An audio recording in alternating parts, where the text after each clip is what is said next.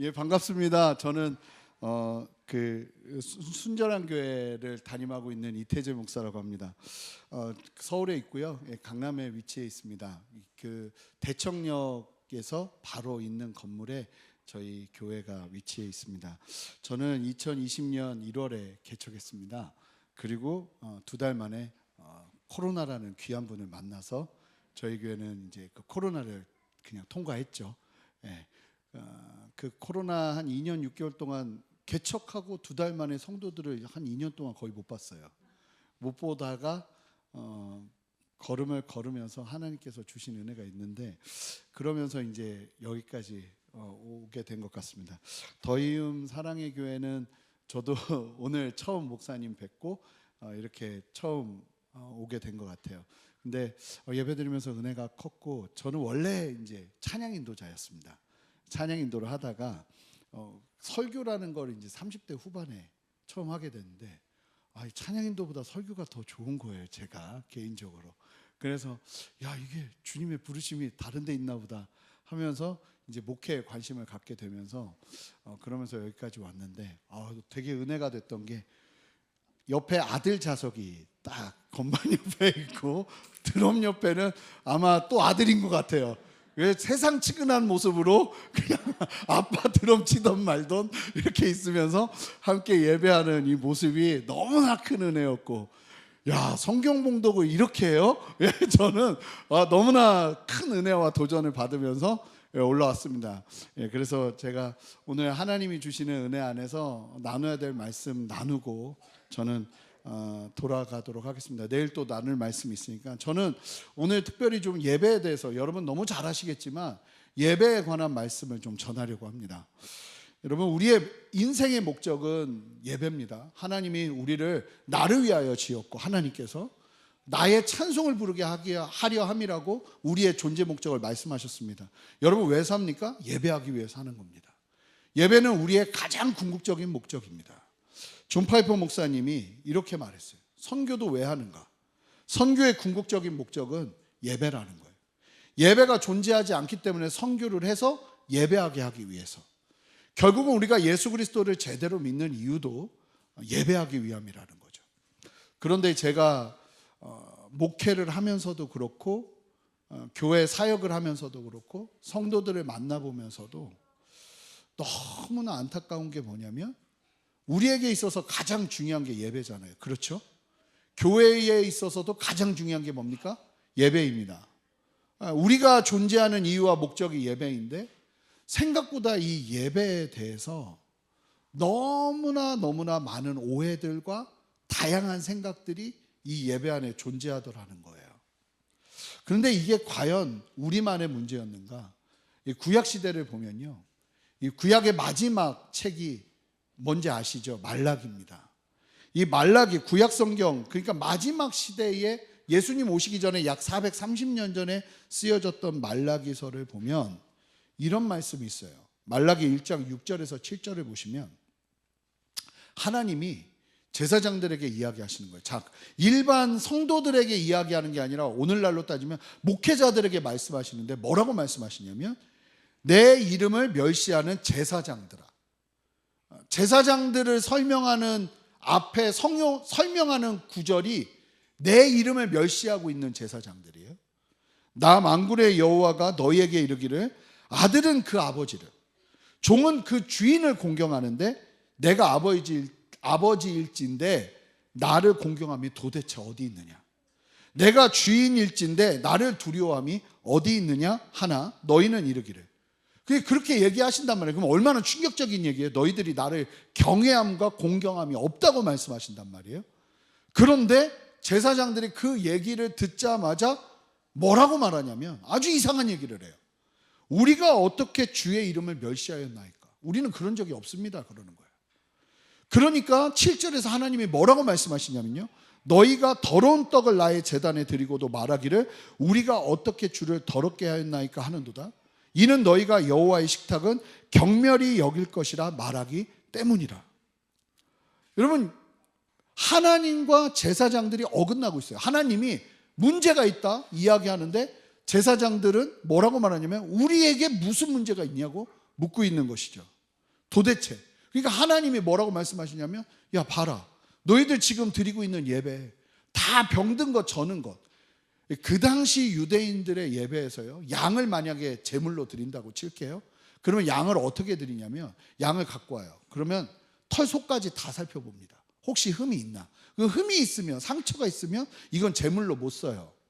근데 여기서 멈추지 않아요. 양을 가지고 오면 실제로 어떻게 하면 양의 혀 빛깔을 봅니다. 혀 빛깔을 보는데 혀 빛깔이 이게 선명하고 선홍빛을 띠지 않으면 속이 병든 거예요. 그러면 그 양은 제물로 쓸 수 없어요. 근데 이 당시에는 어땠냐면, 저는 것, 병든 것으로, 쉽게 말하면 사람에게 줘도 받지 않을 것을 하나님께 드리고 있었다는 거죠. 그런데도 이 이스라엘 백성들 뿐만 아니라 제사장들은 우리의 예배에 문제가 없다고 하고 있다는 겁니다.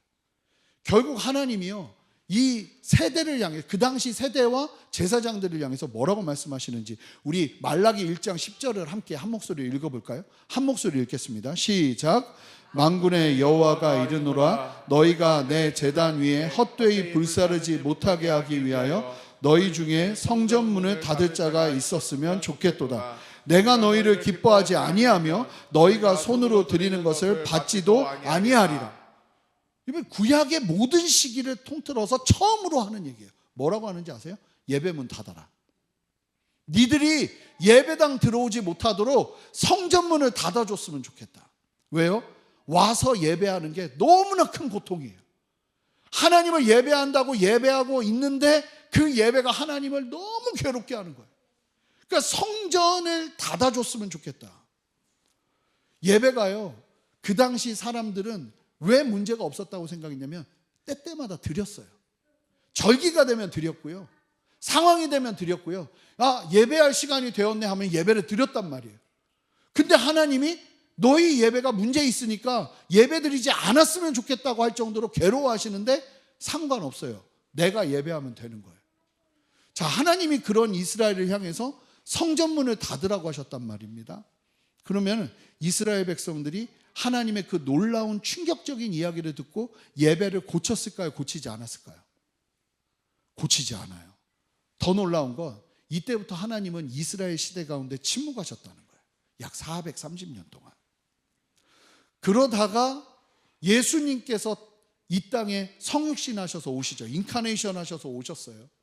성육신 하셔서 오셔서 예수님께서 공생애를 시작하는데, 이 수가성의 사마리아 여인과 대화하던 중에 갑자기 예수님이 뭐라고 말씀하시냐면, 이 여인에게 네 남편을 데리고 와라 그러십니다. 이 남편을 데리고 오라고 하니까 그때 여인이 남편이 없다고 해요. 그러자 예수님이, 이 여인은 남편에 대한 이야기를 한 적이 없어요.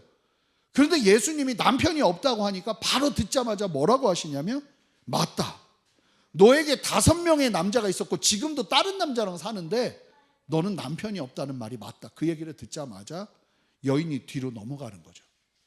내 모든 상황을 다 아시는 거예요, 지금 앞에 있는 사람이. 그러니까 너무나 특별한 사람이 지금 내 앞에 있다는 확신을 갖게 됩니다. 그러자 여인이요, 아주 놀라운 질문을 해요. 무슨 질문을 하냐면, 자 19절, 오늘 본문의 19절 20절 이런 얘기를 해요. 여자가 이르되 주여 내가 보니 선지자로소이다. 이 특별한 사람이라는 거예요, 예수님이. 그러면서 이 여인이 꺼내는 질문이 참으로 놀라운데, 여러분 예배에 관한 질문을 하는데요, 예수님께 예배에 대한 목마름을 가지고 질문한 사람은 이 여인밖에 없어요. 그 당시에 얼마나 많은 사람들이 예배를 드리고 있었겠어요? 그런데 그것도 사마리아 사람들이에요. 사마리아 사람들은 유대인들이 이 북이스라엘이 멸망하고 북이스라엘 사람들을 아수르가 이 혼합 정책을 펼칩니다. 그래서 민족 전체를 이동시키고 또 다른 민족을 이 북이스라엘 지역에다 집어넣어서 이 유대인들을 혼합시켜요. 그래서 혼혈종이 나와요. 그게 누구냐면 사마리아 사람들이에요. 이 사마리아 사람들을 유대인들은 사람 취급을 하지 않았어요. 근데 사마리아 사람들 중에서도 사마리아 사람들도 사람 취급하지 않았던 5번을 결혼하고 지금 또 다른 남자랑 살고 있어서 물을 깃는데도 아침이나 새벽이나 저녁에 깃지 못하고 아무도 없는 대낮에 기르러 나오는 이 혼자뿐인 여인이, 이 여인이 예수님께 정말로 근원적인 질문을 하기 시작하는 거예요. 그 무슨 얘기냐면 이 여인은 예배에 대한 목마름이 있었다는 거예요. 다른 무엇보다 이 새벽에 5시, 대단한 시간이에요. 근데 애들이 나와 있다는 게 난 더 대단해요. 저희 교회는 6시 예배거든요. 6시에도 우리 특별 새벽 예배하면 애들 막 죽으려고 하는데 5시면 얘네들 몇 시에 일어나서 나오는 거예요. 그러니까 나온 것만 해도 축복해 줘야 됩니다. 아멘. 그래서 여러분 그냥 막 지나가면서 계속 이렇게 만져주시면서 축복해 주세요, 아이들은. 근데 이 여인, 그 예배에 있어서 정말 중요한 게 뭐냐면 목마름이에요. 목마름. 한 번도 그 목마름을 놓치면 안 되는 거예요, 하나님 앞에 나갈 때마다. 근데 이 여인이 그 목마름으로 뭐라고 질문하냐면 20절 보세요. 우리 조상들은 이 산에서 예배했는데, 이게 그리심산이라는 곳이에요. 사마리아인들은 그리심산에서 예배했습니다. 그러니까 장소가 굉장히 중요했던 거죠. 근데 당신들의 말은 예배할 곳이 예루살렘에 있다 하더이다. 자, 그러니까 이 여인이 지금 질문하는 걸 보면 그 당시 사람들의 예배관이 나와요. 자, 10절 다시 한번, 20절 다시 한번 보세요. 자, 조상들은 여기 그리심산에서 예배하는 게 맞다고 그러고 유대인들은 예루살렘에서 예배하는 것이 맞다고 하더이다. 자, 그러면서 예배가 뭐가 중요한지를 이야기하고 있는데 어디서 예배하느냐가 중요하다고 생각하면서 이야기를 하는 거예요. 그러니까 그 당시 사람들 대부분이 가지고 있었던 예배관이 어떤 예배관이었던 거예요? 장소적인 예배관이었던 거예요. 근데 사실은 오늘날 우리도 똑같은 예배관을 가지고 있어요. 여러분, 예배 드렸습니까 하면 예배를 드렸다고 하는 기준이 뭡니까? 이 자리로 오시는 거죠. 온라인으로 참여하는 거죠. 그리고 이 자리에 앉아 있다가 예배 끝나고 돌아가면 뭐 했다고 생각하죠? 예배 드렸다고 생각합니다. 그러니까 예배의 기준이 장소에 있어요. 그런데 예수님께서 놀라운 말씀을 하세요. 자, 21절 한 목소리로 읽겠습니다. 함께 읽겠습니다. 시작. 예수께서 이르시되 여자여 내 말을 믿으라. 이 산에서도 말고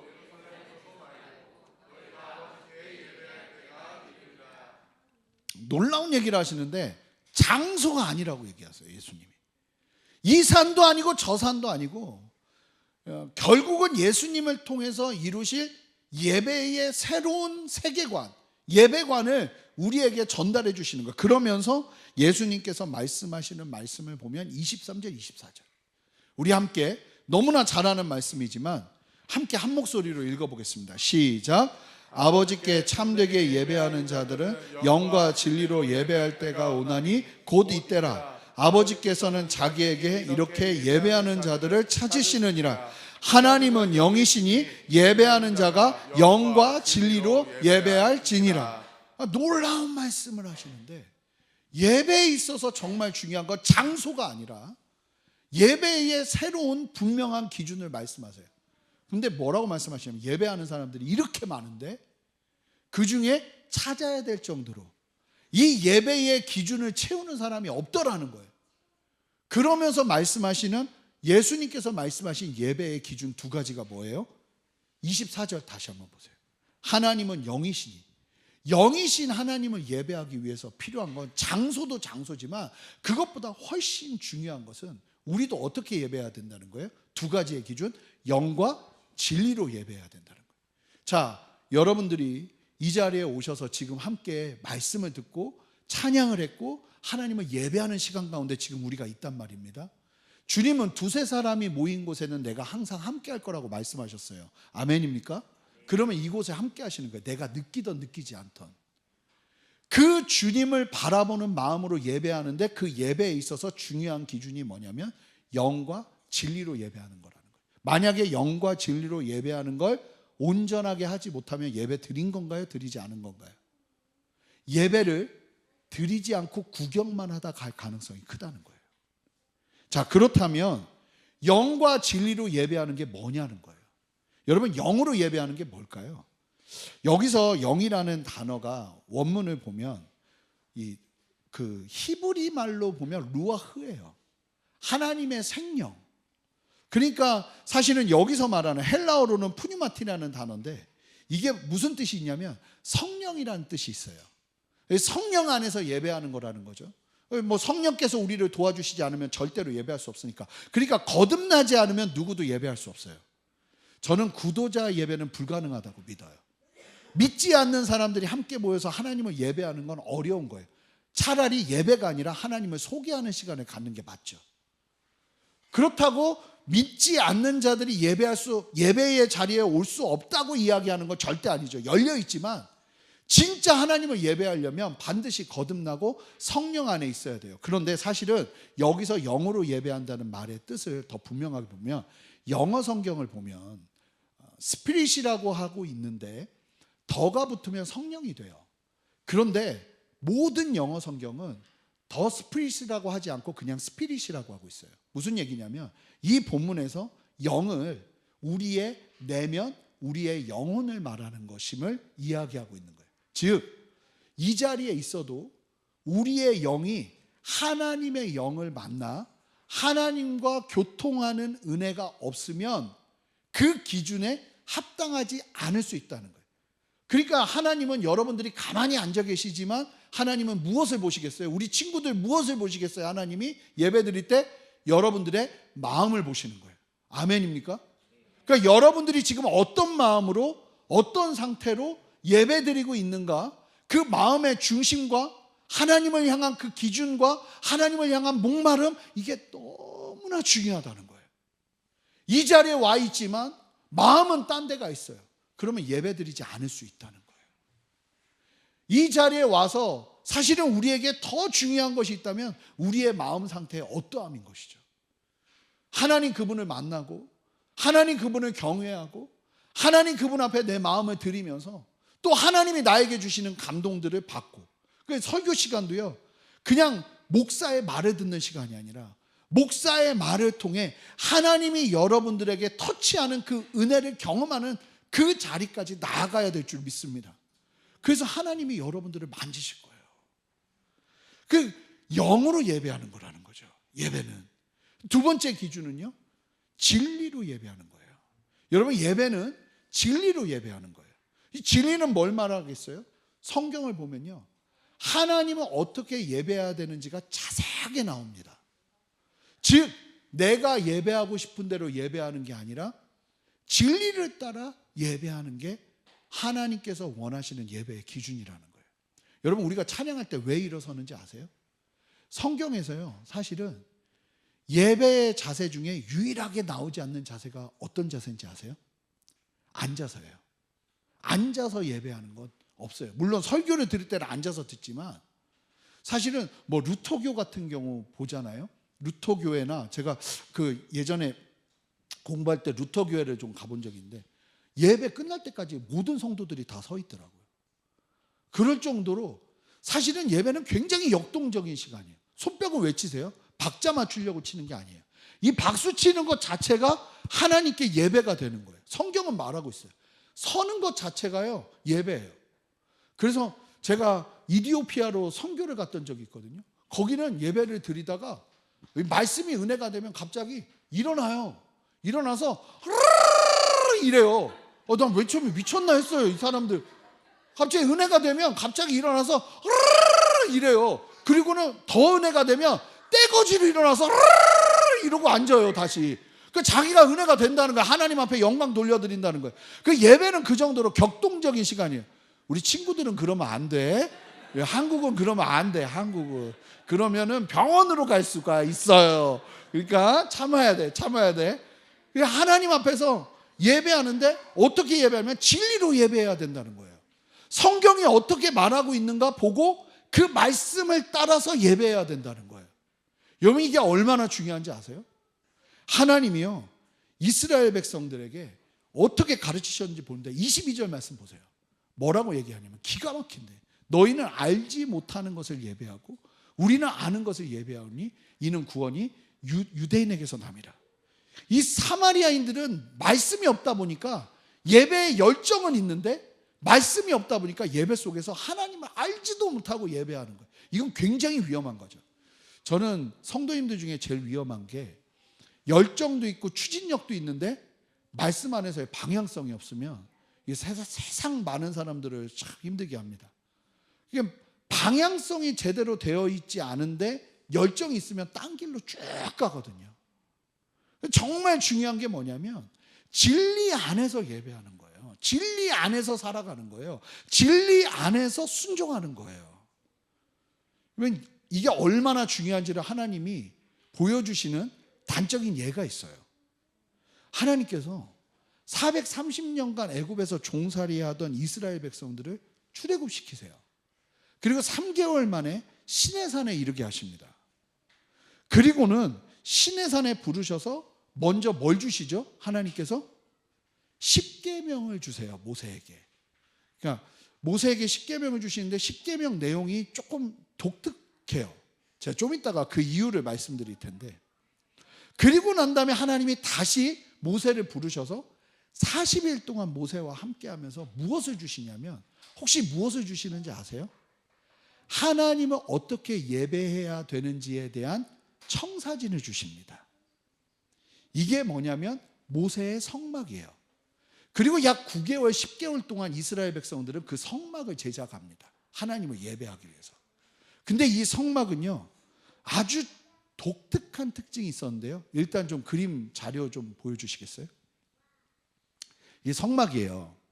성막이고 이 입구는 항상 동쪽이에요. 참 재밌는 게 뭐냐면 아담이 에덴의 동쪽으로 쫓겨났거든요. 동쪽에다 입구를 두세요. 그래서 동쪽으로 들어가게 하시는 거예요. 하나님의 회복이 보이죠. 이 예배를 통해서.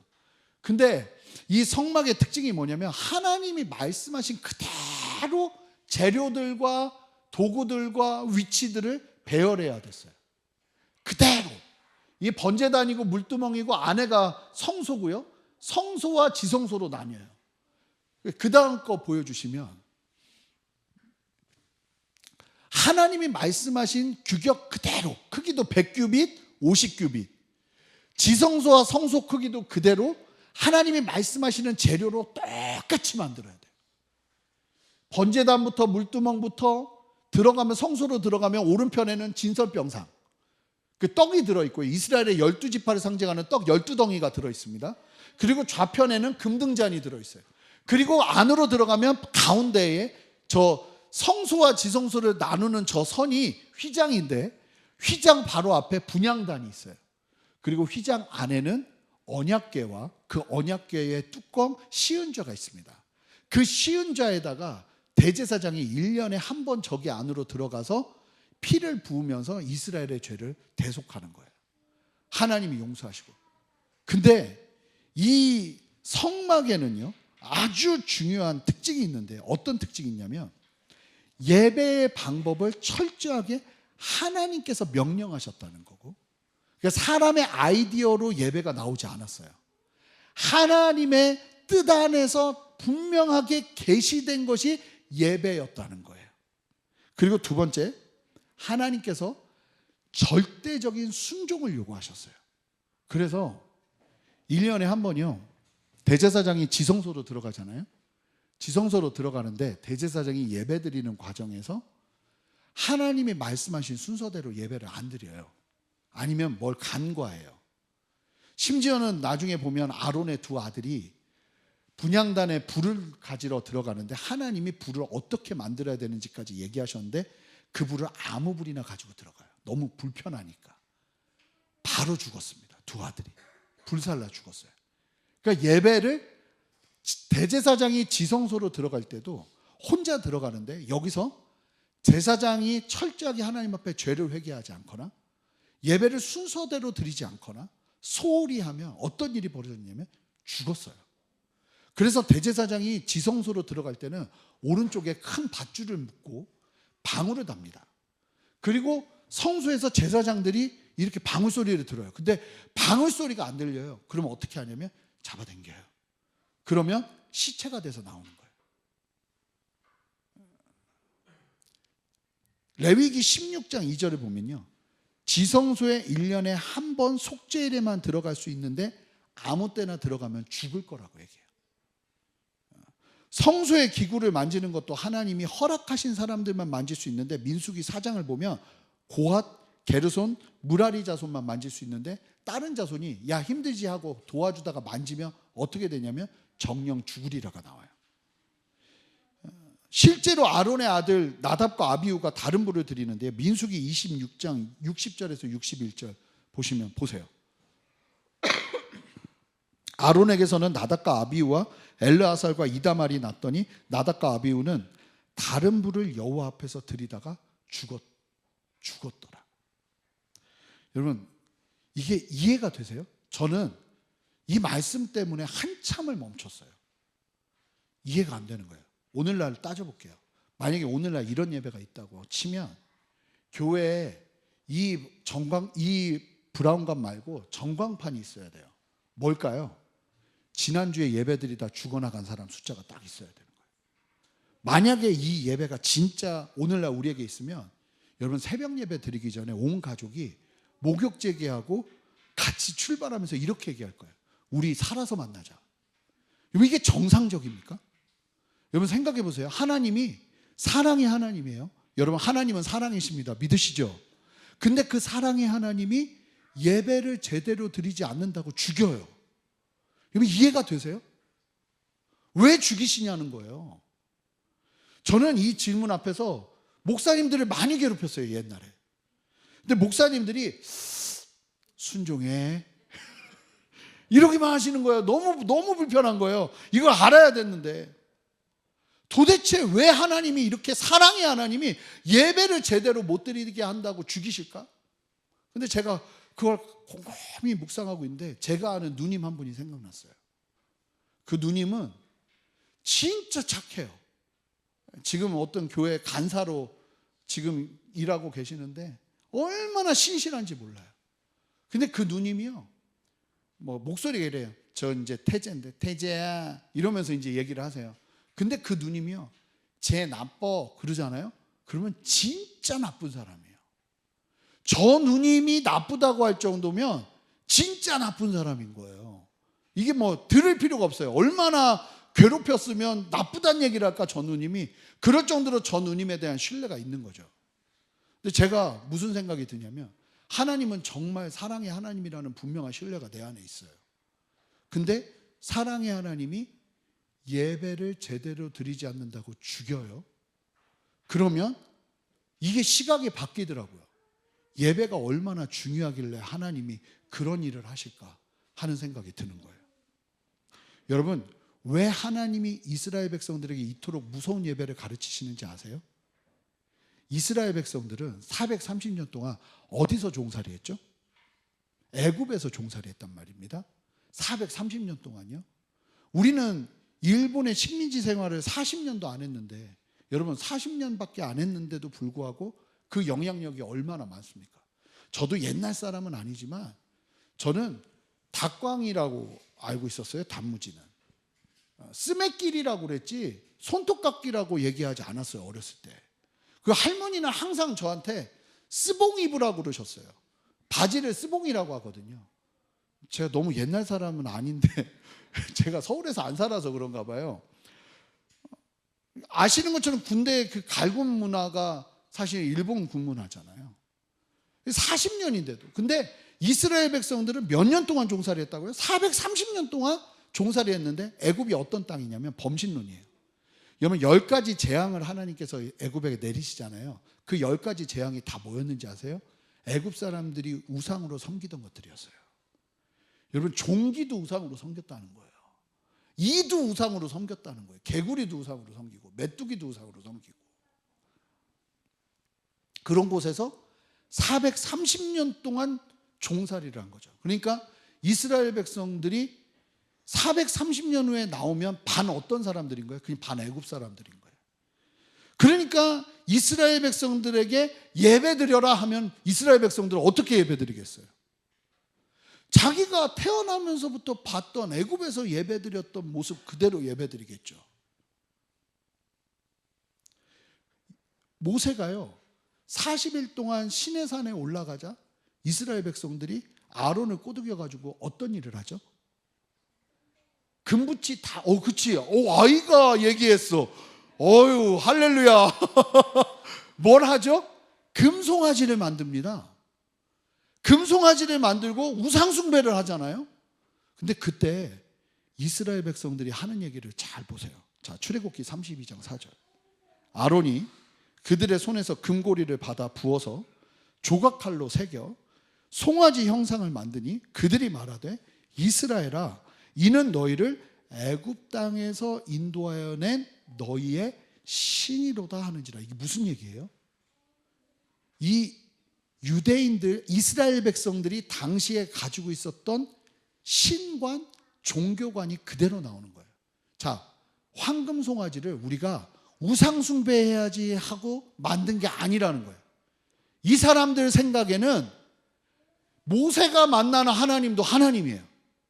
그리고 지금 우리가 만든 금송아지도 우리를 애굽에서 인도해낸 하나님과 똑같다고 보는 거죠. 그러니까 이 사람들 안에도 어떤 개념이 있는 거예요? 범신론 개념이 있는 거예요. 그런 상태에서 예배 드려라 하면 어떻게 예배하겠어요? 애굽에서 예배한 대로 예배를 하겠죠. 여러분 십계명을 보시면 왜 이상하게 하나님 한 분이라는 걸 그렇게 강조할까? 쉽지 않으세요? 왠지 아세요? 이스라엘 백성들은 하나님이 한 분이라는 개념 자체가 없었어요. 하나님은 온 만물에 존재한다고 그랬어요. 제가 얼마 전에 이 불신자 자매님을 하도 만나달라고 그래서 만났거든요. 근데 이 자매는 온 우주가 나를 사랑하고 있다고 믿는데요. 그래서 그럼 그 우주는 누구냐고 그랬더니 잘 모른대요. 그럼 모르는 분이 당신을 그렇게 사랑하는데 그 사랑 다 받냐고. 근데 자기는 느낀다는 거예요. 그러는 것처럼 그냥 온 우주가 다 신인 거예요. 그런 상태에서 이스라엘 백성들에게 예배하라고 그러면 어떻게 예배하겠어요? 자기가 생각하는 대로 예배하겠죠. 자기가 옳다는 대로 예배하겠죠. 저는요, 논산이 본적이에요. 충청남도 논산 가야곡면 종현리 289. 거기가 본적이에요. 제 고향은 대전이지만. 근데 저희 집은 이씨 집성촌이에요. 저희 아버지 집은.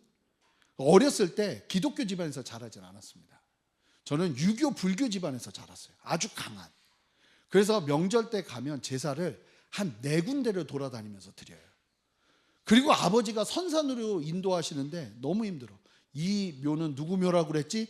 그 이름 대는 게 너무 힘들어. 막 누군지도 모르겠어요. 조상을 뭐 하면서 선산의 모든 묘를 다 돌아다니면서 성묘를 해요. 그리고 나면 마지막에 코스가 뭐냐면 저희 집안에서 한 분은 마지막에 이 뭐라고 그래야 돼요? 도 닦는 스님이 돼야 돼요. 그래서 암자에서 그 우리 가족들과 집안을 위해서 비는 어떤 그 스님이 돼요. 여자분이 꼭. 그래서 그 할머니 스님한테 이 쉽게 말하면 소위 안수기도 받고 마치는 게 이제 우리의 일상이었어요. 어렸을 때 맨날 제사를 지내는데요. 제사는 어떻게 지내야 되는지 아세요? 시키는 대로 가만히 있어야 돼요. 그래서 저희가 제사를 지내면, 집에서 제사를 지내면 이 옛날에는 빨래도 빨랫줄에 막 걸었잖아요. 빨랫줄에 빨래도 다 치웠어요. 왜 치우는지 아세요? 조상님들이 오다가 이렇게 하다가 불편해서 돌아가신다고 빨랫줄도 다 치워요. 그리고 제사를 지내다가 아버지가 돌아서라 그러세요. 그러면 돌아서요. 왜 돌아서는지 아세요? 조상님들이 식사하는데 우리가 쳐다보면 민망해 하신대. 그래서 돌아선대요. 그럼 돌아서요. 그리고 한 30초나 1분 있다가 다시 앞으로 해서 그 다음에 조상님들이 드신 음식을 먹으면서 사는 거예요. 전 그렇게 살았어요. 어렸을 때부터 이 또 유교가 불교랑 비슷해요. 그래서 절도 많이 가고 유교 집안에서 그렇게 자랐단 말입니다. 그러다가 제가 이제 청소년기 때 교회를 가게 됐어요. 근데 교회를 가게 됐는데 제가 처음으로 예배를 드렸단 말이에요. 자, 질문 드려보겠습니다. 제가 예배를 잘 드렸을까요? 드리지 않았을까요? 너무 잘 드렸어요. 왜냐하면 제사 지내는 것처럼 가만히 있으면 되니까 시키는 대로 했죠. 근데 이 기독교 예배는 복병이 있더라고요. 뭐가 복병인지 아세요? 그 당시에는 이런 찬양 예배도 없었으니까. 어떤 복병이냐면 설교라는 복병이 있는 거예요. 이 설교는 제사는 15분에 끝나는데 내가 볼 때 예배의 흉악한 원인은 설교야. 설교가 너무 긴 거예요. 그래서 저는 가만히 앉아 있어야 되니까 가만히는 앉아 있는데 이제 설교가 시작되면 제 마음은 세계 여행을 시작합니다. 그래서 자, 오늘은 그래 미국을 가보자. 그리고 막 혼자 막 별의별 상상을 다 하고 봤던 영화 생각하고 그래서 세계여행을 마치고 이제 딱 도착했단 말이에요. 근데 갑자기 목사님이 셋째는 이러면 절망이에요. 절망. 또 셋째야 아직도 멀었어 이러면서 그렇게 하다가 예수님을 만났어요. 인격적으로. 제가 고등학교 2학년 때 집안이 조금 이렇게 행복하지 않은 집이었어요.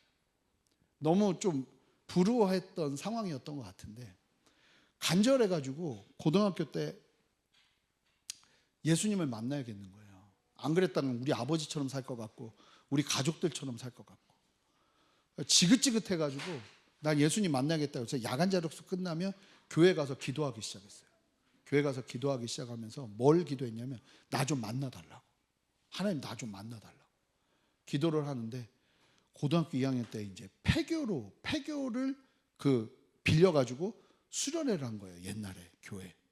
그래서 수련회를 하는데 그날 밤에 살아계신 주 찬양을 하고 있는데 한 1년을 그렇게 기도했는데 아무 일도 일어나지 않았어요. 아무 일도 일어나지 않았는데 그 수련회 때 갑자기 찬양을 하는데 마음속에 어떤 생각이 들리냐면 네가 내 이름을 부를 때 내가 널 만나줄 거야 하는 생각이 들리는 거예요. 생각이 그냥 드는 거예요. 생각이.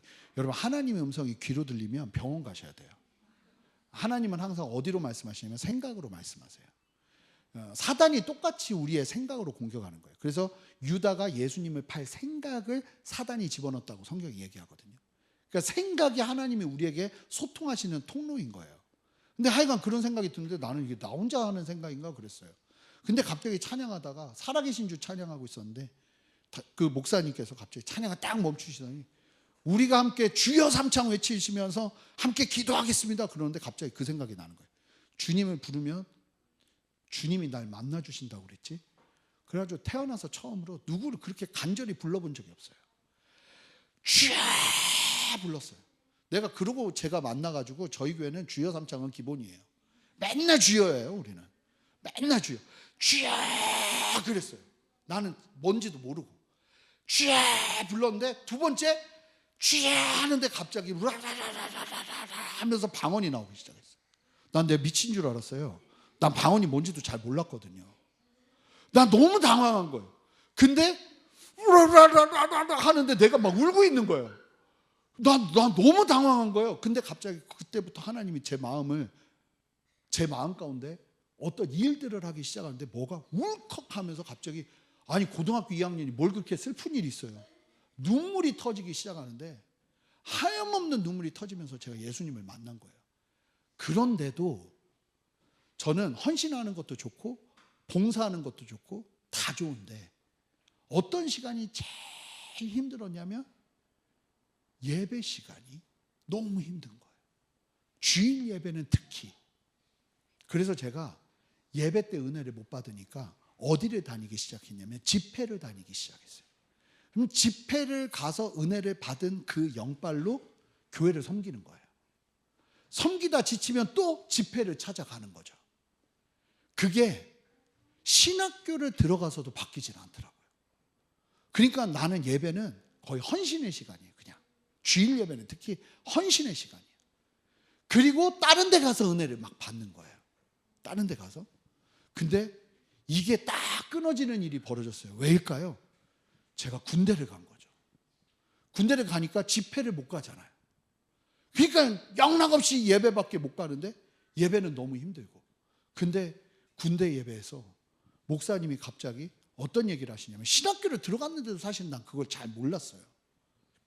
뭐라고 말씀하시냐면 여러분 천국에서 영원히 할 것이 무엇인지 아십니까? 딱 그러는데 갑자기 천국에서 영원히 하는 것은 바로 예배입니다. 그러는 거예요. 근데 그 순간 천국은 내가 갈 곳이 아니에요. 아니 난 지금도 힘들어 죽겠는데 이걸 영원토록 한다고? 아 이게 진짜 심각한 거예요 나는.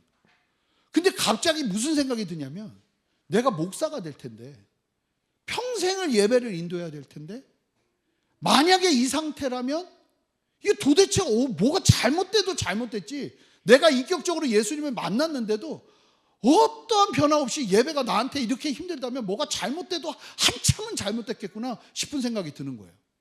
그래가지고 어머니에게 제가 군대를 육군, 당시 육군에 정말 통틀어서 최고의 땡보직 중에 한 곳에 있었어요. 감사하게. 저는 육군의 서울에 육군사관학교에 유일한 실내 테니스장이 있었거든요. 실내 테니스장 테니스병이었어요. 하는 게 없어요. 그리고 실내 테니스장이라 얼굴이 타지도 않아요. 너무 창피하고 나만 하얀 거예요. 너무 창피해서 위에 올라가서 썬텐하고 그랬어요. 군인이 썬텐을 해요. 할 일이 없어서. 아니 막 그러면서 시간이 많으니까 어머니한테 전화를 해가지고 연락을 해가지고 전 전화도 다 할 수 있었거든요. 그리고 사제 전화했어요. 배고프면은 짜장면 시켜 먹고 막 그랬어요. 그런 곳이니까 군대도 아니죠. 어머니에게 어머니 시중에 있는 이런 책, 예배에 관련된 책을 다 달라고 그랬어요. 그 예배에 관련된 책을 다 갖고 와서 정리를 하기 시작했어요. 그래서 검은색으로는 예배에 관련된 그 책의 내용을 썸머리를 했고 파란색으로는 거기에 나오는 말씀을 다 적었어요. 그리고 빨간색으로는 내가 묵상한 내용들을 적기 시작했어요. 그러다가 깜짝 놀란 거예요. 왜 놀랐냐면 내가 예배를 너무 모르고 있었던 거예요. 생각해 보니까 내가 교회에 왔는데 왜 예배해야 되고 왜 찬양해야 되고 설교는 왜 들어야 되고 헌금은 왜 해야 되는지 가르쳐 준 사람이 하나도 없었어요. 그러니까 저는 어떻게 예배한 거예요? 유교에서 하나님만 바뀐 거예요. 그대로 그 유교적인 예배관이 내 안에 들어와서 하나님만 바뀐 거예요. 조상님에서 하나님으로. 그 상태에서 예배를 계속 드리니까 내 예배가 변화가 일어나질 않는 거예요. 계속 답답하고. 그런데 예배를 제대로 배우고 그 상황 속에서 하나님 앞에서 예배를 깨닫기 시작하니까 제가요 주일 예배가 바뀌기 시작하는 거예요. 저는 내가 일어서는 것만으로도 하나님이 영광 받으신다는 사실을 그때 알았어요.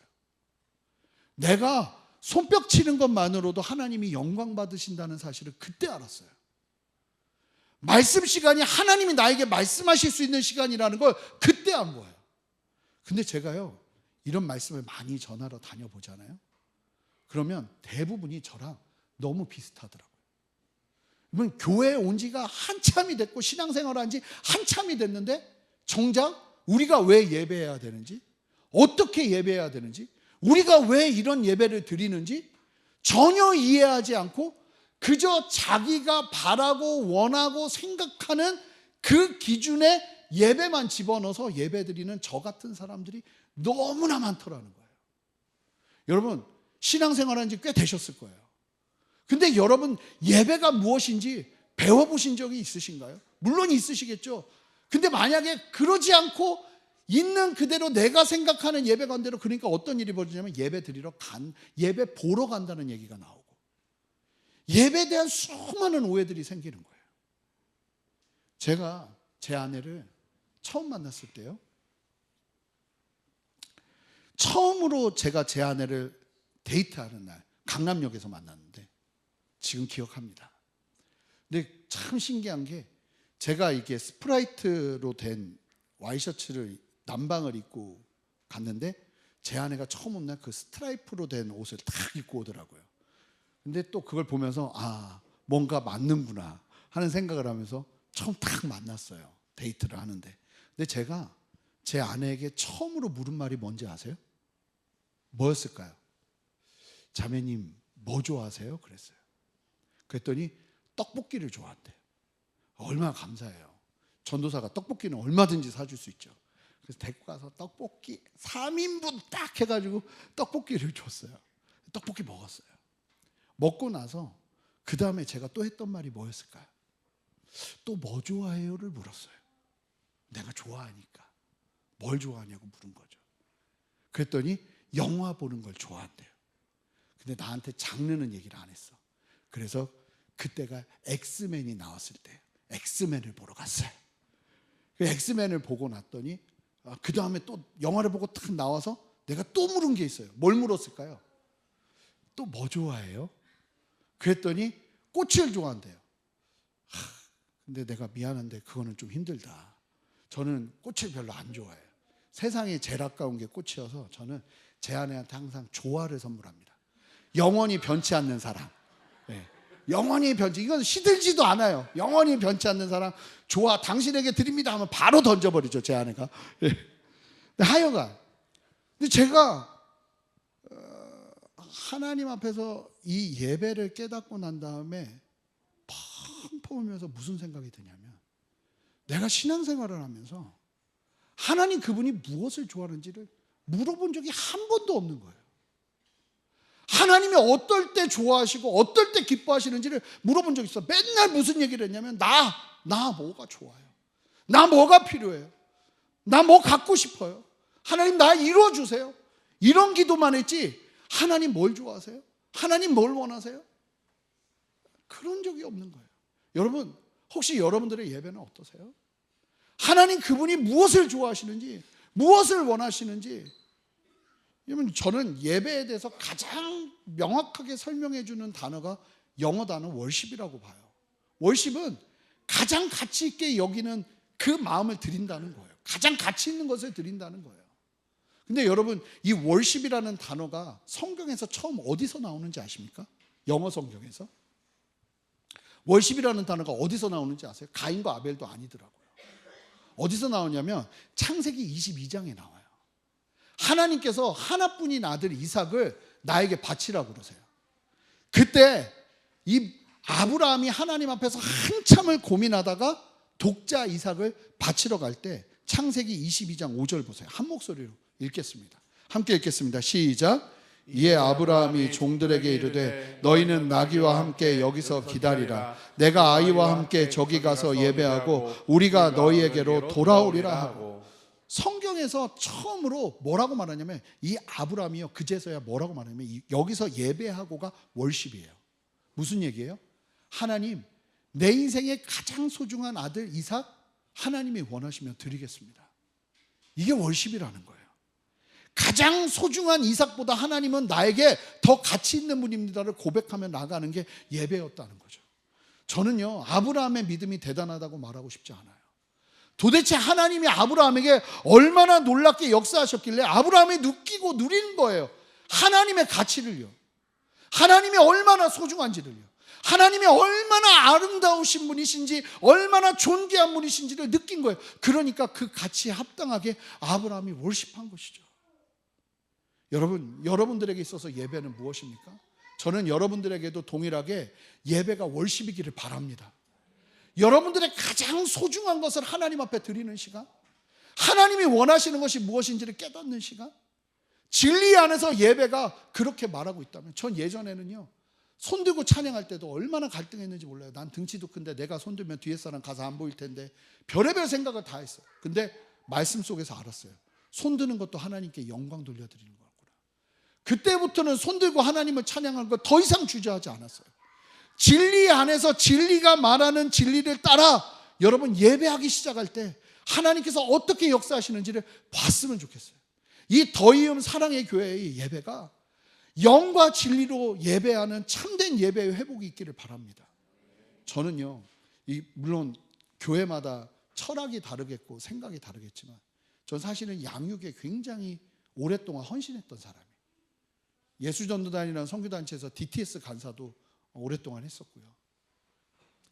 그런데 제가 교회를 개척하면서 맨 처음에는 양육 프로그램에 대한 어떤 그 계획이 굉장히 많았어요. 근데 예배를 드리고 이 교회를 이끌고 가면서 제가 내린 결정이 뭐냐면, 지금까지 거의 양육을 하지 않아요. 그 대신 예배에 올인해요. 만약에 예배에서 충분히 은혜를 받지 못하고 다른 데서 은혜를 받으면 그 신앙이 건강하게 흘러가지 않더라고요. 하나님이 주도적으로 역사하시고 다스리시는 예배 속에서 내가 충분히 배워내지 않으면, 그러니까 생각해 보세요. 새벽 예배, 주일 예배, 그 다음에 주중에 드리는 예배 속에서 선포되는 말씀만 제대로 이해하고 삶 가운데 누려도 우리의 인생 소화하기 벅차요. 예배에서 성공하지 못하고 예배에서 승리하지 못하고 예배에서 하나님이 원하시는 예배를 온전히 드리지 못하고 다른 것으로 채워낼 때 그게 얼마나 위험할 수 있는지. 하나님이 이스라엘 백성들 데리고 40년 동안 광야 생활할 때 뭐 했는지 아세요? 예배 훈련했어요. 성막에서 하나님을 만나는 훈련이요. 그걸 죽도록 하고 나니까 그 사람들이 뭐가 되냐면 군사훈련을 한 번도 한 적이 없는데 용사가 되기 시작해요. 저는 예배가 그런 힘이 있다고 믿어요. 그래서 여러분들 안에 이 참된 예배의 회복이 있기를 주님의 이름으로 축복합니다. 그래서 다른 것보다 여러분 예배에서 은혜 받으셔야 돼요. 새벽 예배에서 은혜 받고 주일 예배에서 은혜 받고 함께 예배하면서 하나님의 만지심을 경험하고 여기서 받은 은혜로 양육하면서 더 큰 힘을 얻는 거예요. 여기가 주력이 되지 않고 다른 곳이 주력이 되면 우리의 신앙이 굉장히 위험해질 수 있는 거예요. 여러분 예배 속에서 하나님의 더 깊은 은혜를 누리면 좋을 것 같아요. 그래서 오늘 말씀대로 하나님이 찾으시는 참된 예배자, 정말 하나님만 목말라 하는 예배자로 서서 영과 진리로 예배하는 그 참된 예배를 회복하는 저와 여러분 되시기를 주님의 이름으로 축복합니다. 함께 기도하겠습니다.